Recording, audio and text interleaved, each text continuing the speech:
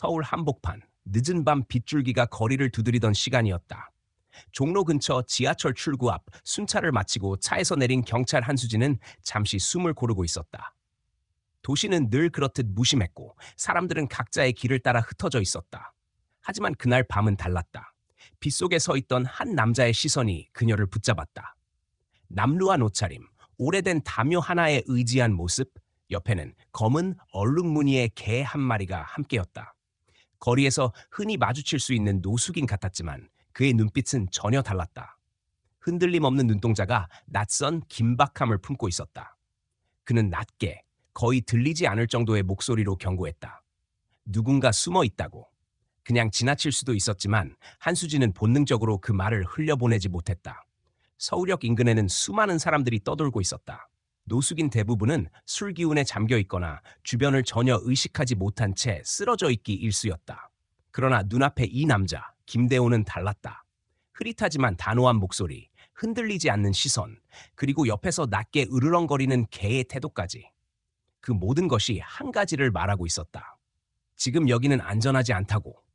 순간적으로 머릿속을 스쳤던 건 의심이었다. 왜 하필 지금, 왜 하필 자신에게 이런 말을 하는 걸까?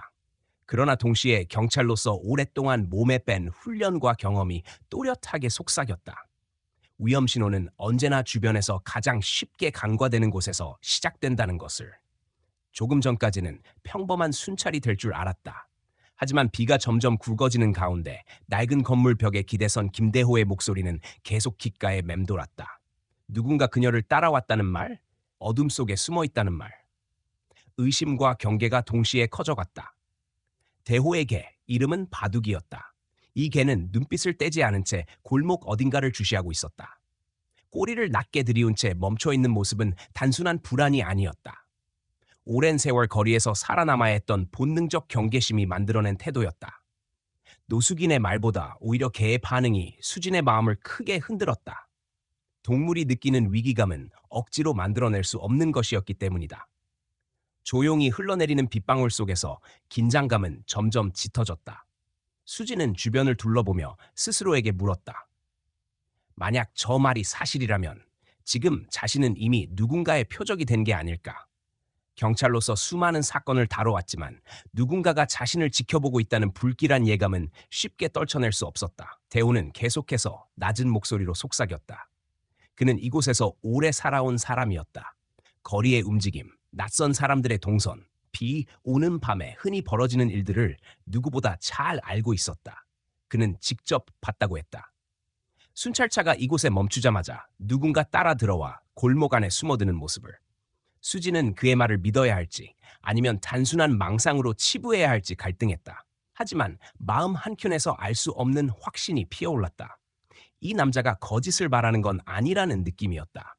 서울의 빗속, 인적 드문 시간에 일어난 작은 만남. 그러나 그것은 단순한 우연 이상의 의미를 품고 있었다. 한쪽은 사회에서 잊힌 노숙인, 다른 한쪽은 시민들의 안전을 지켜야 하는 경찰. 서로 다른 위치에 서 있지만 지금 이 순간 두 사람은 같은 불안 속에 연결되어 있었다. 그녀의 귀에는 빗소리만이 들리는 듯했지만 마음속에서는 보이지 않는 긴장감이 요동쳤다. 무엇이 기다리고 있는지는 알 수 없었다. 그러나 분명한 건 하나였다. 오늘 밤은 결코 평범하게 끝나지 않을 것이라는 것. 그렇게 첫 번째 파동이 시작되고 있었다. 바둑이의 낮은 울음이 길게 이어졌다. 그 순간 익숙하지 않은 발자국 소리가 젖은 바닥 위에서 스치듯 흘렀다. 수지는 소리의 방향을 놓치지 않으려 애썼다. 이 시간에 이 골목을 지날 사람은 거의 없었다. 그러나 지금 누군가가 분명히 숨어 있었다. 숨죽인 정적 속에서 발소리는 점점 또렷해졌다. 가볍지 않은, 그러나 서두르는 듯한 리듬이 느껴졌다. 대호가 말한 누군가가 실제로 존재한다는 확신이 커졌다. 순간 바둑이가 크게 짖었다. 공기를 찢는 소리였다. 그 울음은 단순한 불안이 아니라 위협에 대한 본능적인 반응이었다. 수지는 즉시 시선을 고정했다. 그때 골목 안쪽에서 한 그림자가 튀어나왔다. 망설임 없는 움직임, 손에는 번쩍이는 금속이 들려 있었다. 그것은 흔히 길거리에서 벌어지는 싸움에서 사용되는 흉기였다. 한순간 수진의 머릿속은 빠르게 돌아갔다. 정체 모를 남자가 칼을 쥐고 자신에게 달려드는 장면이 현실로 다가왔다. 대호의 목소리가 다시 들려왔다. 거칠고 짧은 음성이었지만 분명히 경고였다. 그는 총을 겨누지 말라고 했다. 칼을 든 자와 마주한 경찰이 방아쇠를 당기지 않는다는 것은 거의 불가능한 선택에 가까웠다. 그러나 그 경고에는 거리에서 오래 살아남은 자만이 느낄 수 있는 진실이 담겨 있었다. 칼을 진 남자는 주저하지 않았다. 그의 시선은 오직 한수진을 향하고 있었다. 무언가를 빼앗으려는 목적일 수도 있었고 단순한 분노의 폭발일 수도 있었다. 이유는 중요하지 않았다. 중요한 건 지금 당장 눈앞의 위협이었다. 수진은 한 발 물러섰다. 그 순간 바둑이가 앞으로 뛰어들며 날카로운 울음을 터뜨렸다. 개의 행동은 몇 초 남짓한 시간을 벌어주었다. 짧은 시간이었지만 그 안에 모든 것이 걸려 있었다. 수진의 손끝은 이미 총에 닿아 있었다. 그러나 대호의 목소리가 머릿속을 붙잡았다. 총을 쏘는 순간 상황은 돌이킬 수 없게 된다. 누군가의 생명을 앗아갈 수도 있고 경찰로서의 경력 전체가 흔들릴 수도 있다. 그렇다고 해서 멈출 수도 없는 상황이었다. 칼날은 비스듬히 빛을 반사하며 더욱 가까워졌다. 숨이 막힐 듯한 긴장이 몰려왔다. 상대는 멈추지 않았고 거리와 시간은 빠르게 줄어들고 있었다. 수지는 단 한순간의 선택 앞에 서 있었다. 방아쇠를 당길 것인지 아니면 대호의 경고를 믿고 버틸 것인지. 도시는 늘 수많은 사건을 품고 있지만 경찰에게도 이런 순간은 흔하지 않다. 모든 것이 눈앞에서 느리게 흘러가는 듯했다. 발걸음 소리, 바둑이의 울음, 대호의 거친 숨소리, 그리고 낯선 남자의 칼끝이 하나의 장면처럼 겹쳐졌다. 그때 남자의 발이 젖은 바닥에 미끄러졌다. 아주 짧은 순간이었지만 균형이 흔들리며 움직임이 거칠어졌다. 그러나 그는 멈추지 않았다. 오히려 더 거칠게 몸을 내던졌다. 공격의 의지는 꺾이지 않았다. 수진의 호흡은 더 깊어졌다. 무기와 손 사이의 거리는 거의 사라지고 있었다. 이대로라면 다음 순간 칼끝은 분명히 자신을 향하게 될 터였다. 긴장은 최고조에 이르렀다. 그리고 바로 그 순간 대호가 몸을 던졌다. 아무도 예상치 못한 선택이었다.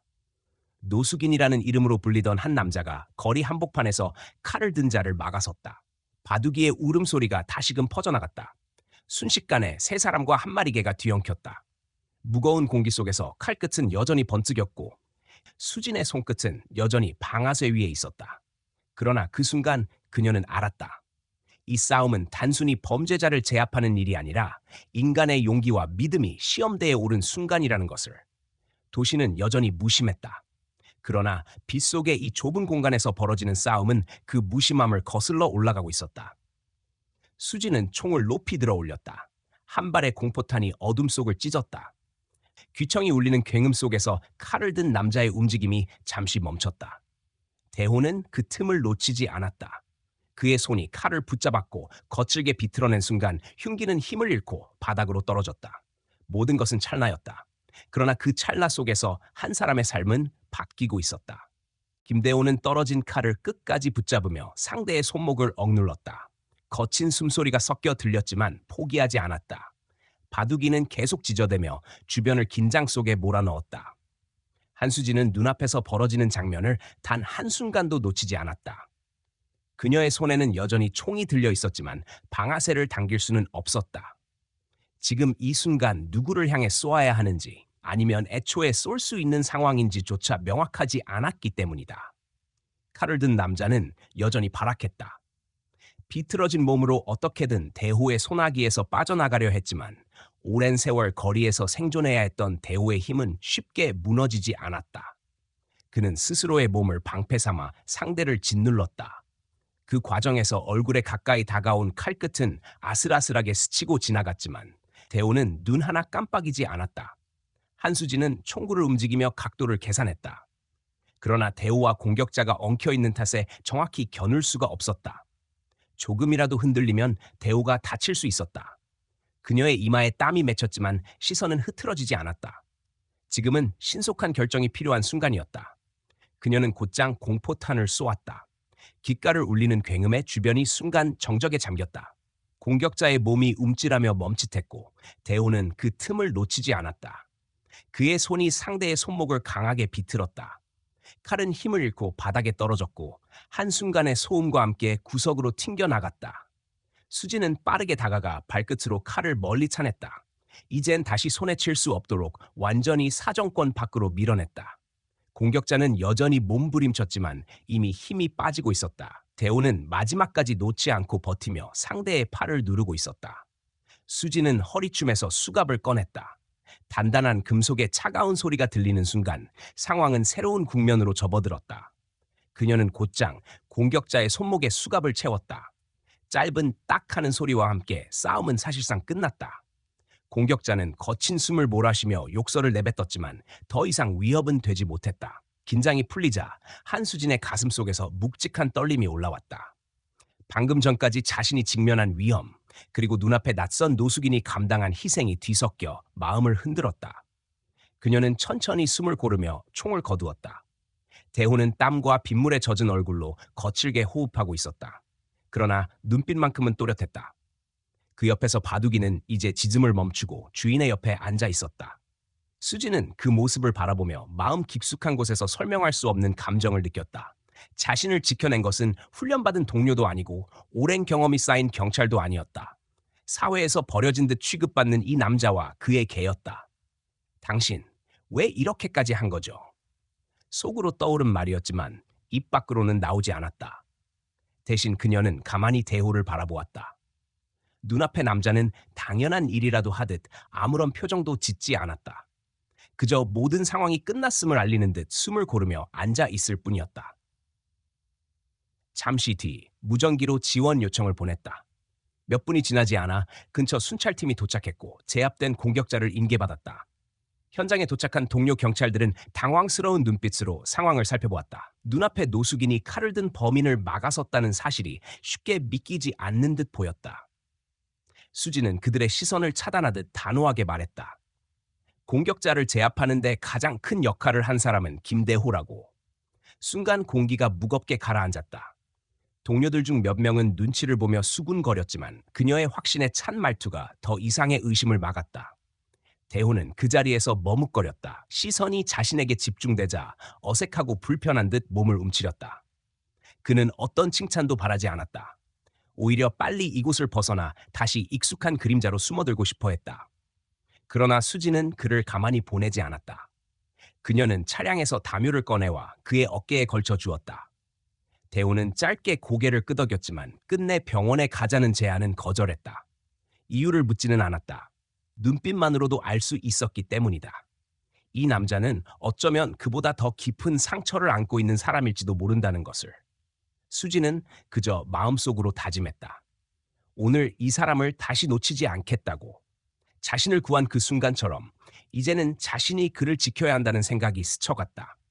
빗줄기는 여전히 거리를 때리고 있었지만 수진의 마음은 묘하게 차분했다. 위험 속에서 만난 한 사람, 그리고 그가 보여준 예상치 못한 용기. 그것은 단순한 사건을 넘어 앞으로의 시간을 바꿔놓을 예고와도 같았다. 그날 밤 한수진은 처음으로 경찰이라는 직책 너머의 시선으로 한 사람을 바라보았다. 김대호, 이름조차 알지 못했던 노숙인. 그러나 이제 그녀에게 그는 목숨을 걸고 범인을 막아낸 은인이었다. 김대호의 어깨에 걸린 담요는 젖어 무거웠지만 그는 그것을 벗어던지지 않았다. 옆에 앉은 바둑이는 주인의 곁을 떠나지 않고 있었다. 한수진은 잠시 눈을 감았다가 다시 떴다. 모든 것이 끝났다는 안도감보다도 지금 자신이 살아있다는 사실이 더 크게 와닿았다. 그 사실을 가능하게 만든 사람이 눈앞에 있었다. 지원팀이 현장을 정리하는 동안 그녀는 대호의 곁을 떠나지 않았다.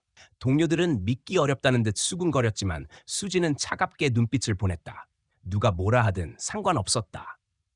이 사건의 중심에서 자신의 생명을 구한 건 분명히 대호였다.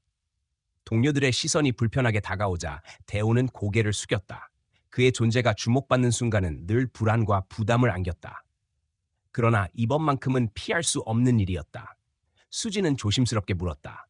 병원에 가지 않겠느냐고. 그러나 대호는 단호하게 고개를 저었다. 이유를 설명하지 않았지만 그의 눈빛은 모든 것을 대신했다. 치료가 필요하다는 걸 알면서도 병원을 거부하는 건 단순한 고집이 아니었다. 그에게는 병원이 두려움의 장소였고 동시에 부끄러움의 공간이었다. 사회에서 이미 밀려난 사람들에게 병원 문턱은 너무나 높았다. 그녀는 더는 강요하지 않았다. 대신 순찰차에서 작은 도시락과 생수를 꺼내 그에게 건넸다. 대호는 잠시 머뭇거리다 받아들였다. 바둑이가 꼬리를 흔들며 냄새를 맡자 그는 음식을 조금 떼어내 개에게 먼저 건넸다. 수지는 그 모습을 바라보며 마음속에 복잡한 감정을 느꼈다. 자신을 구한 사람은 가진 것 하나 없는 노숙인이었지만 그의 행동에는 잃지 않은 존엄이 있었다. 잠시 후 현장에 모여든 경찰들 중 한 명이 물었다. 도대체 누가 공격자를 막았냐고. 수지는 망설이지 않고 대답했다. 김대호라고. 그 한마디에 순간 정적이 흘렀다. 모두가 믿기 어렵다는 듯 대호를 바라봤다. 그러나 그녀의 목소리에는 흔들림이 없었다. 대호는 그 자리에 오래 머물고 싶지 않았다. 눈길이 모이는 것만으로도 불편했기 때문이다. 그는 담요를 단단히 여미고 바둑이의 목줄을 잡았다. 그 순간 수진이 한 발 앞으로 다가섰다. 그는 어디론가 사라지려 했지만 그녀의 시선이 그를 붙잡았다. 짧은 침묵 끝에 수진은 물었다. 이름이 무엇이냐고. 대호는 한참 망설였다. 오랫동안 자신의 이름을 내뱉는 일이 없었기 때문이다. 그러나 결국 작게 대답했다. 김대호라고. 수지는 그 이름을 되뇌었다. 마치 잊지 않겠다는 듯 또박또박 마음속에 새겼다. 그리고 조용히 고개를 끄덕였다. 더 말하지 않았지만 그 짧은 순간 그녀의 마음에는 확신이 자리 잡았다. 이 사람을 다시 만나야 한다는, 그리고 그의 존재가 단순한 우연이 아님을 기억해야 한다는 확신이었다. 현장은 곧 정리되었고 공격자는 경찰차에 태워졌다. 순찰 일지를 작성하는 동료들이 분주하게 움직였지만 수진의 시선은 대호에게 고정되어 있었다. 담요를 둘러쓴 채 조용히 자리를 뜨려는 그의 발걸음은 무겁고 느렸다. 그러나 그는 누구에게도 손을 내밀지 않았다. 마치 다시 그림자로 숨어들듯 발길을 옮겼다. 수진은 그 뒷모습을 오래 바라봤다. 경찰로서의 직무를 넘어 인간으로서의 감정이 그녀를 붙잡았다. 자신이 가진 권한이나 배지는 오늘 밤 아무런 힘이 되지 못했다. 오히려 거리에서 잊힌 한 남자가 모든 것을 바꾸었다. 그녀는 무전기를 내려놓으며 깊은 호흡을 했다. 이 사건은 보고서에 기록될 것이다. 그러나 보고서에 적히지 않을 진실이 있었다. 오늘 밤 자신이 살아있는 이유, 그것은 사회에서 가장 낮은 자리에 있는 사람이 목숨을 걸고 다가섰기 때문이었다.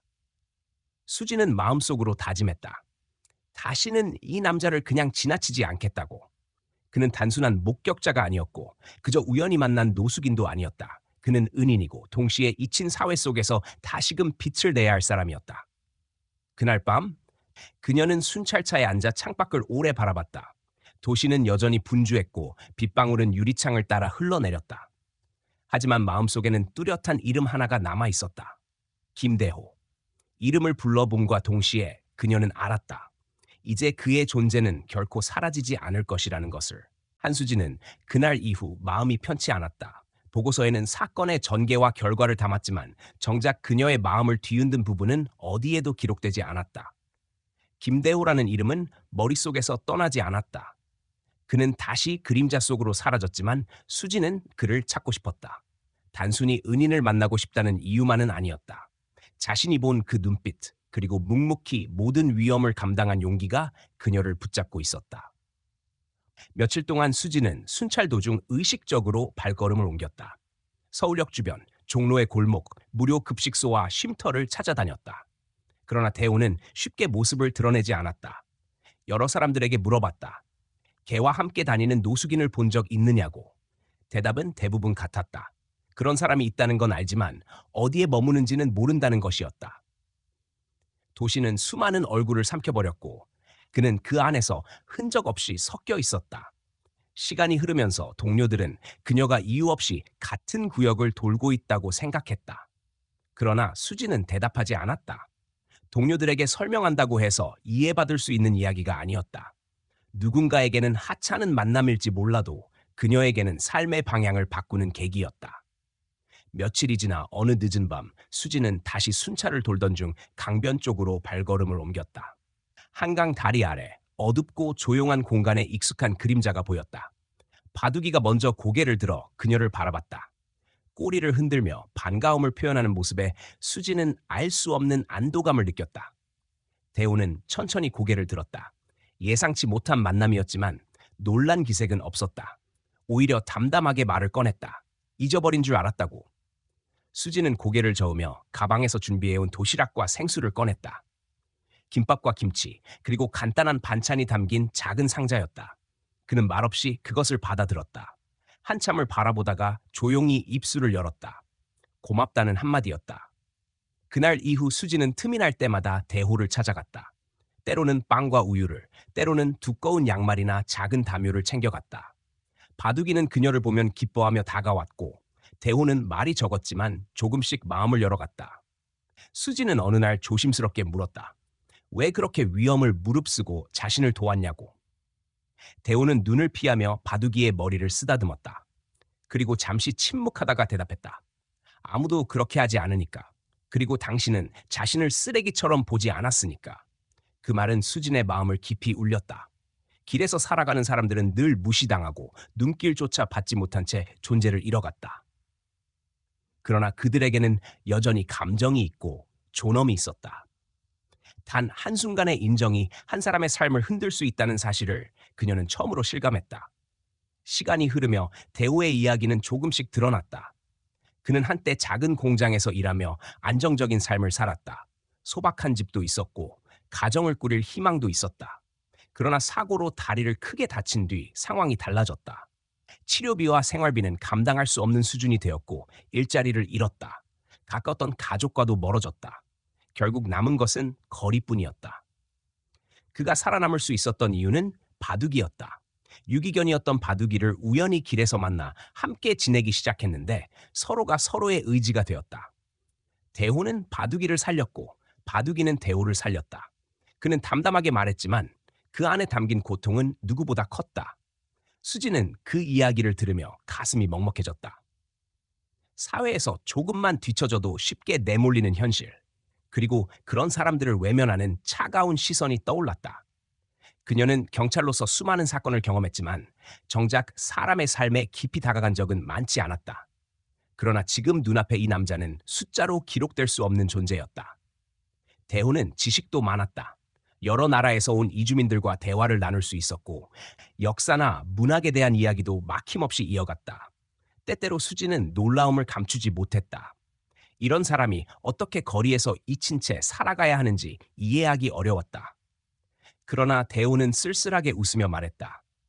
세상은 더 이상 자신 같은 사람을 원하지 않는다고. 수지는 단호하게 고개를 저었다. 당신은 버려진 사람이 아니라 단지 길을 잃었을 뿐이라고.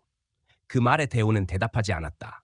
하지만 그의 눈빛 속에는 오랜만에 스친 희망의 기운이 잠시 머물렀다. 그날 밤 수지는 집으로 돌아오며 오랫동안 생각에 잠겼다. 그녀의 삶은 늘 규칙적이고 예측 가능한 범위 안에서 흘러왔다. 그러나 김대호라는 이름은 그 모든 균형을 흔들었다. 그는 거리에서 살아가는 수많은 사람들 중 하나였지만 동시에 누구보다 강인하고 지혜로운 사람이었다. 이제 수지는 단순히 은인을 찾는 것이 아니라 한 사람의 삶을 다시 세우고 싶었다. 자신이 경찰이기 때문이 아니라 인간으로서 느낀 빛 때문이었다. 그리고 마음속으로 다짐했다. 앞으로 어떤 일이 있더라도 이 사람을 다시 잊지 않겠다고. 어느 날 저녁, 한수지는 무전을 받고 급히 남대문 인근으로 향했다. 소란이 있다는 신고였다. 도착하자 이미 몇 명의 청년들이 한쪽에 몰려 있었고 그 중심에 김대호와 바둑이가 있었다. 청년들은 비웃음을 터뜨리며 대호를 둘러싸고 있었다. 그의 옷차림을 조롱하며 개를 빼앗겠다고 위협했다. 대호의 얼굴엔 이미 상처가 나 있었고 바둑이는 주인을 지키려 으르렁거렸다. 수지는 주저할 틈이 없었다. 경찰이라고 외치자 청년들은 대충 욕을 내뱉고 뿔뿔이 흩어졌다. 지원이 도착하자 상황은 금세 정리되었지만 남은 건 대호의 피 묻은 얼굴과 바둑이의 거친 숨뿐이었다. 수지는 조심스럽게 다가가 휴대용 구급상자를 꺼냈다. 대호는 손사래를 치며 필요 없다고 했지만 수지는 단호하게 말했다. 예전에 자신을 구했듯이 이번에는 자신이 그의 상처를 돌봐야 한다고. 대호는 더 이상 거부하지 않았다. 그날 밤 다리 아래에서 둘만 남았을 때 수지는 그의 상처를 소독하고 붕대를 감았다. 대호는 고개를 떨군 채 짧게 말했다. 자신이 이런 도움을 받을 자격이 있는지 모르겠다고. 수지는 대답했다. 당신은 이미 충분히 자격이 있다고. 짧은 대화였지만 그 속에는 무거운 울림이 있었다. 그 후로도 수지는 자주 대호를 찾아갔다. 가끔은 작은 메모를 남겨두고 가기도 했다. 따뜻한 말 한마디, 다음에 만날 약속, 혹은 단순히 안부를 묻는 글이었다. 대우는 그 종이를 소중히 접어 낡은 재킷 안쪽에 넣고 다녔다. 버려진 삶 한가운데서 누군가 자신을 기억해 준다는 사실은 큰 힘이 되었다. 시간이 지날수록 둘의 관계는 조금씩 변해갔다. 처음에는 경계와 의무로 시작된 만남이었지만 이제는 서로를 의지하는 관계가 되어 있었다. 바둑이 역시 수진을 가족처럼 받아들였다. 그녀가 다가오면 꼬리를 흔들며 반겼다. 그러던 어느 날 서울숲 인근에서 아이가 사라졌다는 신고가 접수되었다. 부모는 눈물이 가득한 얼굴로 아이를 찾아달라고 호소했다. 경찰은 공원을 샅샅이 뒤졌지만 아무런 단서가 없었다. 시간이 지날수록 모두의 얼굴에 절망이 드리웠다. 그때 대호가 나타났다. 바둑이가 한쪽으로 끌듯이 움직였고 대호는 단호하게 말했다. 아이가 저 안에 있다고. 가리킨 곳은 자물쇠로 잠긴 작은 창고였다. 경찰들은 의심스러운 눈길을 주었지만 수지는 망설이지 않았다. 그가 틀리지 않을 것이라 믿었다. 자물쇠를 부수고 안을 열자 겁에 질린 어린아이가 웅크린 채 앉아 있었다. 순간 모든 시선이 대호에게 향했다. 그러나 그는 조용히 돌아서며 한마디만 남겼다. 바둑이가 알았을 뿐이라고. 그리고 다시 그림자 속으로 사라지려 했다. 하지만 수지는 그를 붙잡았다. 이제는 그가 단순히 노숙인이 아니라는 사실을 모두가 알아야 한다고. 수지는 곧장 경찰서로 돌아가 보고했다. 대호가 보여준 용기와 직감, 그리고 아이를 구한 공로를 하나하나 설명했다. 상관은 처음에는 코웃음을 쳤다. 하지만 수지는 물러서지 않았다. 그는 범인을 막아냈고 아이를 구했으며 수많은 작은 순간마다 사람을 살려냈다고. 마침내 상관은 그녀의 열정에 밀려 직접 만나보겠다고 했다. 며칠 뒤 대우는 바둑이와 함께 경찰서를 찾았다. 형광등 불빛 아래 그는 낯설고 불편한 듯 서 있었다. 하지만 수진이 곁에 서 있었다. 그녀는 동료들에게 그를 소개하며 더 이상 노숙인이 아니라 자신들의 은인이라고 말했다. 처음에는 냉소가 흘렀지만 곧 공기가 바뀌었다. 결국 경찰서는 대우에게 제안을 했다. 정식 경찰은 아니지만 다문화 가정을 돕는 통역 업무를 맡아보라는 것이었다. 그는 여러 언어를 구사할 수 있었기에 충분히 가능했다. 대우는 망설였다. 자신이 그런 일을 해낼 수 있을지 확신이 없었다. 그러나 수지는 조용히 말했다. 이건 시혜가 아니라 역할이고 목적이라고. 그 말에 대우는 마침내 고개를 끄덕였다.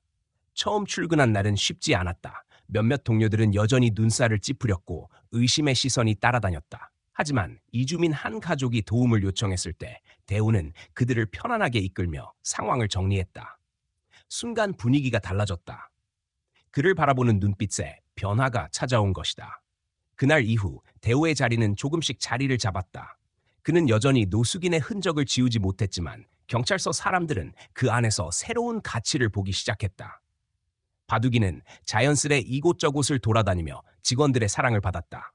한수진은 그 변화를 지켜보며 묘한 감정을 느꼈다. 이 모든 과정이 당연하지 않다는 것을 알았기 때문이다. 그러나 지금은 분명했다. 김대호는 더 이상 거리의 그림자가 아니었다. 그는 사람들 사이에서 조금씩 자신의 자리를 되찾아가고 있었다. 수지는 마음속으로 알았다. 이제 시작일 뿐이라는 것을. 김대호는 경찰서에서 조금씩 자리를 잡아갔다. 그는 정식 직원이 아니었지만 통역을 필요로 하는 이주민들에게 큰 도움이 되었다. 언어를 통해 사람들의 두려움을 덜어주고 그들이 자신의 이야기를 온전히 전할 수 있도록 돕는 일은 의미가 있었다. 처음에는 그를 불편하게 바라보던 몇몇 동료들도 차츰 인정하는 눈빛을 보냈다. 그 과정에서 바둑이는 이미 경찰서의 마스코트가 되었다. 직원들이 잠시 힘들어할 때마다 다가가 꼬리를 흔들었고 사람들은 그 단순한 행동에서 위안을 얻었다. 하지만 대호에게 가장 큰 변화는 사람들과의 관계였다. 그는 오랫동안 거리에서 혼자 살아오며 자신을 잊힌 존재라고 여겨왔다. 그러나 이제는 누군가와 대화를 나누고 자신의 말이 필요한 순간이 찾아오며 작은 역할을 수행하는 것만으로도 존재감을 느낄 수 있었다. 그 중심에는 늘 한수진이 있었다. 그녀는 그를 단순히 도운 은인으로만 바라보지 않았다. 존중과 신뢰가 담긴 태도로 다가왔고 그것이 대호에게는 무엇보다 큰 힘이었다. 시간이 흐르면서 둘의 관계는 자연스럽게 달라졌다. 수지는 근무가 끝난 뒤에도 그와 함께 시간을 보내곤 했다. 가끔은 근처 분식집에서 김밥을 포장해 와누었고 때로는 한강 다리 아래에서 조용히 이야기를 나누기도 했다. 대우는 여전히 말을 아꼈지만 수진 앞에서는 조금씩 마음을 열었다. 그는 자신이 겪어온 무너짐의 순간들을 드문드문 털어놓았고 수진은 묵묵히 귀 기울였다. 대우에게 그런 시간은 다시는 돌아오지 않을 줄 알았던 일상이었다. 그러던 어느 날 저녁, 순찰 중이던 수진은 급히 신고를 받고 버려진 창고 근처로 향했다. 도착하자 낯익은 얼굴이 눈에 들어왔다. 대우가 청년들에게 둘러싸여 있었다. 그들은 거칠게 욕설을 퍼부으며 바둑이를 위협하고 있었다. 수진의 가슴이 철렁 내려앉았다. 경찰이라고 소리치자 청년들은 비웃음을 흘리다 곧 뿔뿔이 흩어졌다. 그러나 대호의 얼굴에는 이미 멍이 번져 있었다. 수진은 곧바로 다가가 구급용품을 꺼냈다. 대호는 괜찮다고 말했지만 그의 손길은 떨리고 있었다. 수진은 단호히 말하며 상처를 닦아냈다. 예전에 자신을 구했을 때처럼 이번에는 자신이 그를 돕는 차례라고. 대호는 말없이 눈을 감았다. 거부하지 않고 도움을 받아들이는 그의 태도는 처음이었다. 그 순간 두 사람 사이에는 말로 설명할 수 없는 감정이 흘렀다. 그날 이후 수지는 그를 더 자주 찾았다. 이전처럼 음식과 담요를 챙겨주는 것에서 멈추지 않고 작은 쪽지를 남겼다. 오늘은 무사히 잘 지내기를 바란다는 짧은 글, 다음에 만나자고 약속하는 말. 대호는 그 쪽지를 재킷 안에 소중히 간직했다. 낡아해진 종이조차 버리지 않았다. 그의 삶에 남은 거의 유일한 보물이었기 때문이다. 시간이 흐르면서 바둑이 역시 수진을 가족처럼 받아들였다. 멀리서 그녀의 발소리만 들려도 달려와 꼬리를 흔들었고 대호는 그 모습을 보며 묘한 안도감을 느꼈다. 세상에서 잃어버린 것들이 너무 많았지만 지금은 다시 얻은 무언가가 분명히 있었다. 그러나 대호는 여전히 갈등을 안고 있었다. 그는 경찰서에서 일을 하고 있었지만 자신이 거기에 어울리는 사람인지 늘 의문이었다. 사람들의 시선은 나아졌지만 마음 한구석에서는 여전히 거리의 한 부분으로 남아있다는 생각이 사라지지 않았다. 수지는 그 갈등을 읽어냈다. 그녀는 그에게 말했다. 당신은 이미 충분히 누군가의 도움이 되고 있다고. 당신이 여기 있다는 사실만으로도 많은 사람들이 힘을 얻는다고. 대호는 대답하지 않았지만 그의 눈빛은 전보다 흔들리지 않았다. 어느 날 밤 폭우가 쏟아지던 날이었다. 수지는 다리 아래에서 대호를 찾았다. 그는 바둑이와 함께 비를 피하고 있었다. 수지는 그를 설득했다. 오늘만이라도 경찰서에서 지내자고. 대호는 처음에는 고개를 저었지만 바둑이가 그녀 쪽으로 발걸음을 옮기자 결국 수긍했다. 경찰서에 들어서자 동료들의 시선이 일제히 쏠렸다. 몇몇은 조롱 섞인 표정을 지었지만 수지는 단호히 말했다. 이 사람이 바로 자신을 구한 사람이라고. 그 말에 모두가 잠잠해졌다. 대호는 그날 밤 오랜만에 지붕 아래서 잠을 청했다. 침대에 누우며 그는 혼잣말처럼 말했다. 이상하다고? 다시 사람이 된 기분이라고. 수지는 미소를 지으며 대답했다. 당신은 한 번도 사람이기를 멈춘 적이 없었다고. 그 말에 대호는 긴 침묵 끝에 고개를 끄덕였다. 그날 이후로 둘의 관계는 더 깊어졌다. 서로의 삶에 조금씩 스며들었고 하루의 무게를 함께 나누었다. 수진에게 그는 단순한 보호 대상이 아니었고 대호에게 그녀는 더 이상 의무적인 경찰이 아니었다. 둘 사이에는 믿음과 존중이 자리 잡았고 그것은 시간이 흐를수록 더 단단해졌다. 도시는 여전히 차갑고 무심했지만 그 속에서 세 사람은 서로에게 작은 온기가 되어주었다. 한 명의 경찰, 한 명의 노숙인, 그리고 한 마리의 개. 어울리지 않을 것 같은 이 조합은 어느새 서로의 삶을 지탱하는 힘이 되어 있었다. 그리고 수지는 깨달았다. 김대호라는 사람이 단순히 자신을 구한 은인이 아니라 이제는 자신의 삶에서 없어서는 안 될 존재가 되었다는 사실을. 김대호는 시간이 흐르면서 점점 다른 사람이 되어갔다. 여전히 노숙의 흔적은 남아 있었지만 경찰서에서 맡은 역할은 그의 존재를 새롭게 만들었다. 이주민들은 그를 두려워하지 않았고 오히려 먼저 다가와 고마움을 표현했다. 언어를 잃은 사람들이 그의 목소리를 통해 자신을 설명할 수 있었고 억울함을 풀 수 있었다. 동료 경찰들도 서서히 시선을 거두었다. 처음에는 의심과 편견으로 대했지만 이제는 필요할 때 가장 먼저 찾는 사람이 되었다. 언론이 그의 이야기를 다루기 시작한 건 서울숲에서 아이를 구한 일이 알려지면서였다. 신문과 방송은 거리의 영웅이라는 이름을 붙였고 사람들은 호기심과 존경이 섞인 눈길을 보냈다. 대호는 그 모든 것이 불편했다. 그는 영웅이 아니었고 스스로를 그렇게 생각하지도 않았다. 단지 주어진 순간에 할 수 있는 일을 했을 뿐이었다. 그러나 그 시선은 멈추지 않았다. 결국 시청에서는 그를 시상식 무대에 올렸다. 그는 연단 앞에 서서 한동안 말을 잇지 못했다. 수많은 눈이 자신을 바라보고 있다는 사실이 낯설고 무거웠다. 잠시 뒤 그는 낮지만 단단한 목소리로 말했다. 자신은 영웅이 아니라고. 다만 기회를 얻었을 뿐이라고. 그러니 자신을 보지 말고 여전히 거리에 남아있는 이들을 봐달라고. 그들 역시 누군가의 아버지, 아들, 친구라는 사실을 잊지 말아달라고. 그 말이 끝나자 장내는 조용히 울음 같은 박수로 가득 찼다. 수지는 무대 옆에서 그의 모습을 지켜봤다. 가슴 한쪽이 벅차올랐다. 처음 빗속에서 그를 만났던 순간이 떠올랐다. 흔들리지 않는 눈빛, 자신을 구했던 결단, 그리고 지금 사람들 앞에서 세상을 향해 전하는 목소리까지. 그녀는 알았다. 이 사람이 더 이상 그림자가 아니라는 것을. 몇 달 뒤 대호는 작은 원룸을 얻었다. 오래된 건물이었지만 그에게는 세상에서 가장 소중한 공간이었다. 방 한쪽에는 바둑이를 위한 작은 매트와 장난감이 놓였다. 수지는 이삿짐을 함께 정리해 주었다. 대호는 벽에 기대 앉아 조용히 말했다. 자신을 구해준 건 당신이라고. 그러나 수지는 고개를 저었다. 구한 건 본인이었고 자신은 그저 그 사실을 상기시켜 준 것뿐이라고. 대호는 눈을 감으며 그 말을 마음속에 새겼다. 그들은 종종 함께 시간을 보냈다. 퇴근 후 함께 밥을 먹거나 주말에 시장을 돌아다니며 소소한 물건을 샀다. 사람들은 이상한 조합이라고 수군댔지만 두 사람은 개의치 않았다. 서로에게 필요한 건 세상의 시선이 아니라 함께 있다는 사실이었다. 바둑이는 언제나 그들 사이에서 즐겁게 뛰어다녔다. 시간은 여전히 거칠게 흘렀다. 도시는 매일 새로운 사건과 문제를 만들어냈다. 그러나 이제 대호는 그 혼란을 바라보는 시선이 달라졌다. 그는 더 이상 버려진 존재가 아니었고 무력하게 서 있는 사람도 아니었다. 작은 힘일지라도 누구에게는 꼭 필요한 존재였다. 그리고 무엇보다도 그는 다시 미래를 생각할 수 있었다. 수지는 어느 날 물었다. 앞으로 무엇을 하고 싶으냐고. 대호는 잠시 바둑이를 바라보다가 말했다. 잘 모르지만 이제는 적어도 내일을 상상할 수 있다고. 그 말은 길고 긴 터널 끝에서 처음 내뱉은 희망 같았다.